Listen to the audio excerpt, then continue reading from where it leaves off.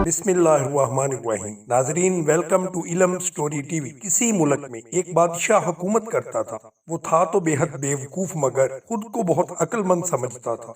इसकी ख्वाहिश थी कि बाकी तमाम लोग भी इसको अक्लमंद समझे। इसके दरबारी उमरा क्योंकि बादशाह की फितरत से अच्छी तरह वाकिफ थे, लिहाजा वो हर वक्त उसकी अक्लमंदी की झूठी तारीफें करके ढेरों इनामात वसूल करते रहते थे। बादशाह क्योंकि खुद को बेहद अक्लमंद समझता था, लिहाजा वो अपने इर्द गिर्द भी अक्लमंद अफराद ही चाहता था। जिस किसी अमीर या वजीर के बारे में बादशाह को जरा भी शक हो जाता कि वो बेवकूफ है, तो बादशाह सलामत फौरन इसको ओहदे से फारग करके कैद में डलवा देते। वक्त इसी तरह गुजरता रहा और बादशाह की नाम नहाद अक्लमंदी की शोहरत दूर दूर तक फैल गई।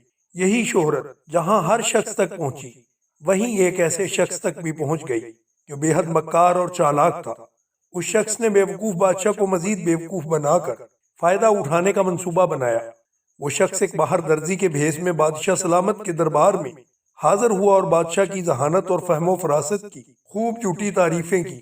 बादशाह अपनी अक्लमंदी की तारीफें सुनकर खुशी से फूले न समाया। जब उस शख्स ने देखा कि बादशाह पूरी तरह उसके जाल में फंस चुका है, तो उसने बड़े ही मुअद्दबाना अंदाज में अर्ज किया कि बादशाह सलामत, चूंकि दुनिया के आप सबसे अक्लमंद इंसान हैं, लिहाजा ये आम शाही लिबास बेहद कीमती होने के बावजूद किसी तरह भी आपके शायाने शान नहीं। मैं आपके लिए एक ऐसा लिबास तैयार करना चाहता हूँ जैसा ना तो आज तक किसी ने सुना होगा, ना देखा होगा और ना ही पहना होगा। इस लिबास की सबसे अहम खसूसियत ये होगी कि उसे सिर्फ अक्लमंद लोग ही देख सकेंगे। यह सुनना था कि बादशाह खुशी से फूले न समाया और फौरन दर्जी से लिबास सिलवाने के लिए तैयार हो गया। उसने वजीर को हुक्म दिया कि वो उस दर्जी को जरूरत की वो तमाम अशिया फराहम करे जो उसे लिबास की तैयारी के लिए दरकार होंगी।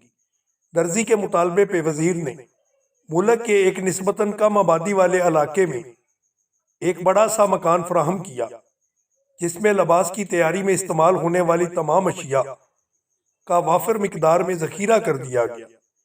इन अशिया में कैंचियाँ, सुइयां, सोने चांदी के तार, कीमती पत्थर, हीरे जवाहरात और सुच्चे मोती शामिल थे।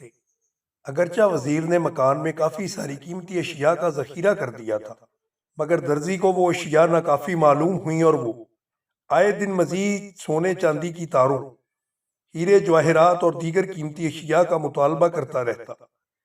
वजीर को दर्जी की नीयत पर शक था, मगर वो बेचारा इस खौफ से खामोश रहा और चुपचाप मक्कार दर्जी की फरमाइशें पूरी करता रहा कि कहीं बादशाह उसको बेवकूफ करार देकर कैद में न डलवा दे। तकरीबन एक माह तक ये सिलसिला जारी रहा और दर्जी दोनों हाथों से दौलत लूटता रहा। अब बादशाह सलामत की बेचैनी अपने अरूज पर पहुंच चुकी थी और वो दिन में कई कई बार वजीरों और मशीरों को दर्जी की खबर गिरी के लिए भेजने लगे। जब दर्जी ने यह सूरत हाल देखी तो आफियत इसी में जानी कि इस सिलसिले को खत्म करे और अपनी चालाकी से अब तक हथियाई हुई दौलत लेकर रफू चक्कर हो जाए।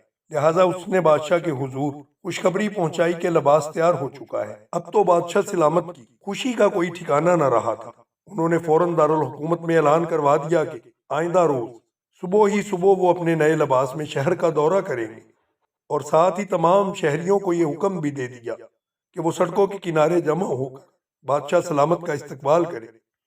दूसरे दिन सुबह सुबह जब बादशाह सलामत गुस्ल से फारग हुए तो दर्जी एक खाली थैले के साथ हाजिर हुआ। बादशाह सलामत का लिबास उतारा गया और फिर दर्जी ने थैला खोलकर अपने हाथ थैले में डाले और इस तरह बाहर निकाले जैसे हाथों में कोई चीज बड़ी नजाकत और एहतियात से उठा रखी है। दर्जी के हाथ खाली थे, मगर बेवकूफ बादशाह सलामत का ये ख्याल था कि दर्जी के हाथों में इनका नया अनोखा लिबास उठाया हुआ है, जिसे वो अपनी बेवकूफी के बायस देख नहीं पा रहे। अगरचा बादशाह सलामत को लिबास नजर नहीं आ रहा था, मगर उन्होंने इस डर से अनदेखे लिबास की तारीफ में जमीन आसमान के कलाबे मिलाने शुरू कर दिए कि कहीं कोई उनको बेवकूफ न समझ ले।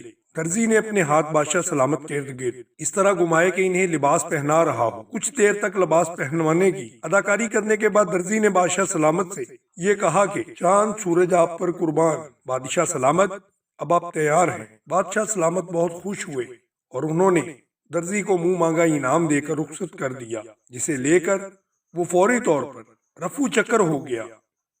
جب سر تپا اور یہاں بادشاہ سلامت دربار میں حاضر ہوئے تو درباریوں نے دانتوں کو سختی سے بینچ لیا اور نظریں نیچی کر لیں۔ چند چاپلوس امراء اور وزراء نے بادشاہ سلامت کے نئے انوکھے اور بیش قیمت لباس کی تعریف و توصیف میں زمین و آسمان کو ملا دیا، جنہیں سن کر بادشاہ سلامت خوشی سے پھولے نہ سما رہے تھے۔ اب نام نہاد انوکھے لباس میں ملبوس اس ننگے بادشاہ سلامت حسب وعدہ شہر کے دورے کے لیے نکلے، جہاں پر عوام سڑکوں کے کنارے ان کے استقبال کے لیے تیار کھڑی تھی۔ اب یہاں جو لوگ عقل مند نہ تھے مگر عقل مند ہونے کے دعوے دار تھے اور ساتھ ہی ساتھ عقل مند کہلوانے کے شوقین بھی تھے، بادشاہ کے غیر موجود لباس کی تعریفیں کرنے لگے اور درزی کی ہنرمندی کو سراہنے لگے۔